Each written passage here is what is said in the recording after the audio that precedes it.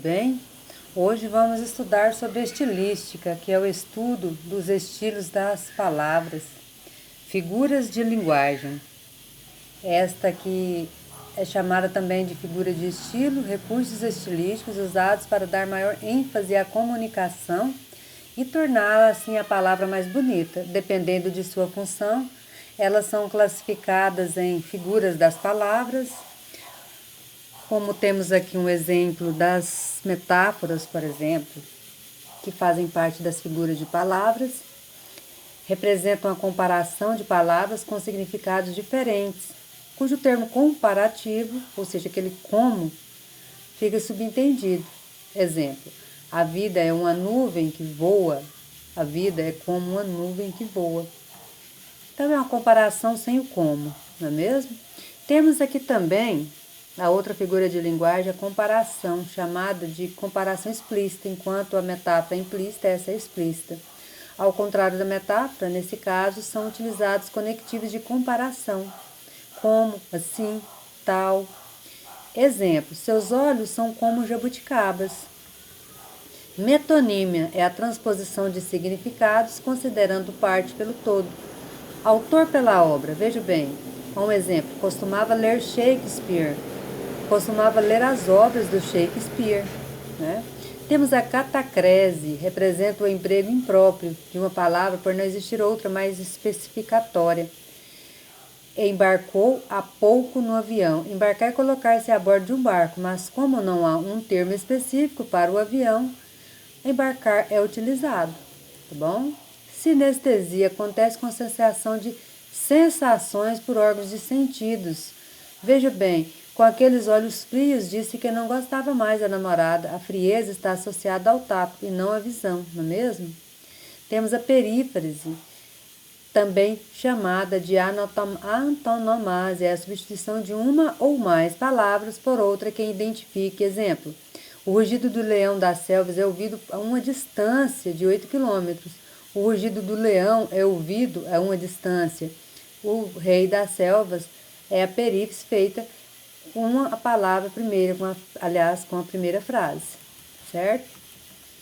Temos aqui agora figuras de pensamentos. Figuras de pensamento envolve aí a hipérbole, que corresponde ao exagero intencional da expressão. Veja exemplo, quase morri de estudar. Eufemismo é para suavizar o discurso. Exemplo, entregou a alma a Deus. A frase acima informa a morte de alguém bem suave, né? Temos aqui também litode, representa uma forma de suavizar uma ideia. Veja o exemplo. Fofoqueira não, querida, eu sou produtora de biografias orais não autorizadas. Veja bem que isso aí é o litote, muito pouco reconhecido, mas nós temos isso aí. Temos a ironia, a representação do contrário daquilo que se afirma. Exemplo, é tão inteligente que não acerta nada. Temos também a personificação, ou prosopopeia, atribuição de qualidades, seres e sentimento a seres humanos, de seres humanos aos seres irracionais. Veja bem, o jardim olhava as crianças sem dizer nada. Então, o jardim olhava, esse caso aí é uma personificação porque o jardim não olha, tá? Ele é um ser irracional. Temos aqui também a antítese.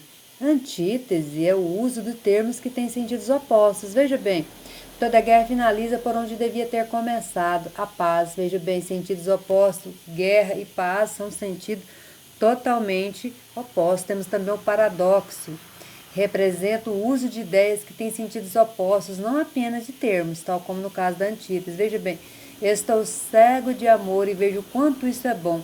Como é possível alguém estar cego e ver, não é? O uso do paradoxo é usado também pelas ideias de sentidos opostos realçadas pelos termos que explicam a certeza relativa ou absoluta.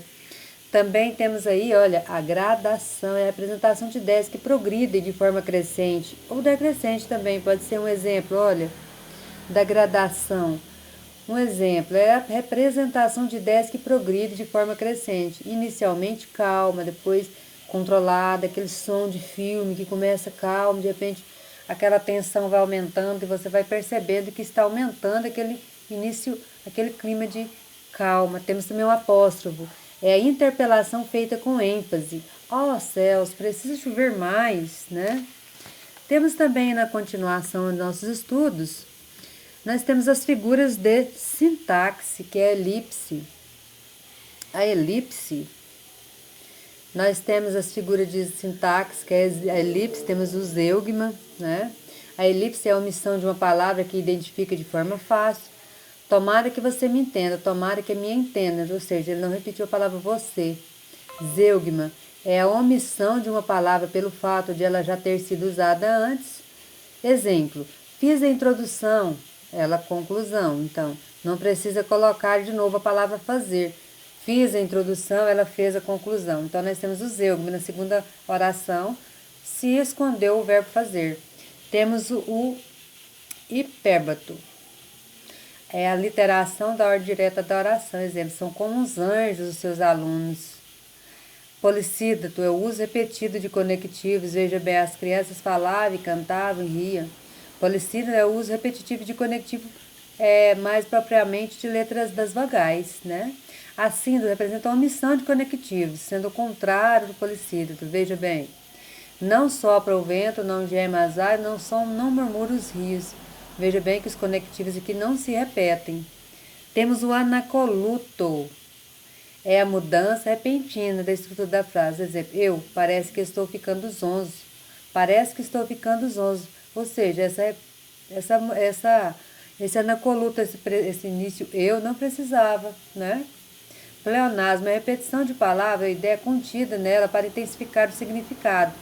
A mim me parece que isso está errado. A mim me parece. Bom, essas duas repetições tornam o sentido da palavra como um pleonasmo. Temos também aqui o silepse, certo?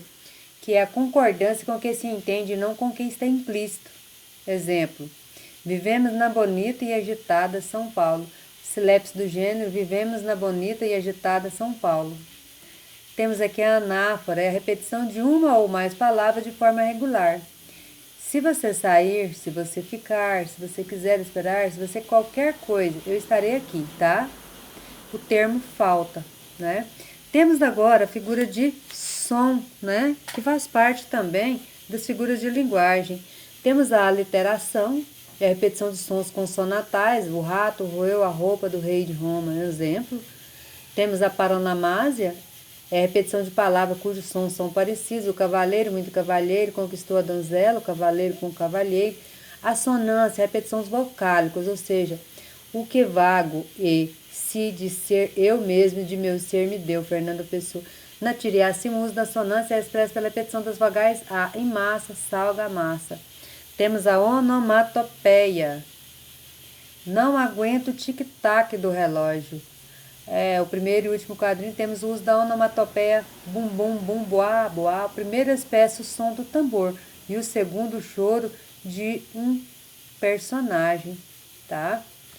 Então, é isso, nós temos como as figuras de linguagem mais interessantes que vocês possam imaginar. Vejo que são muitas.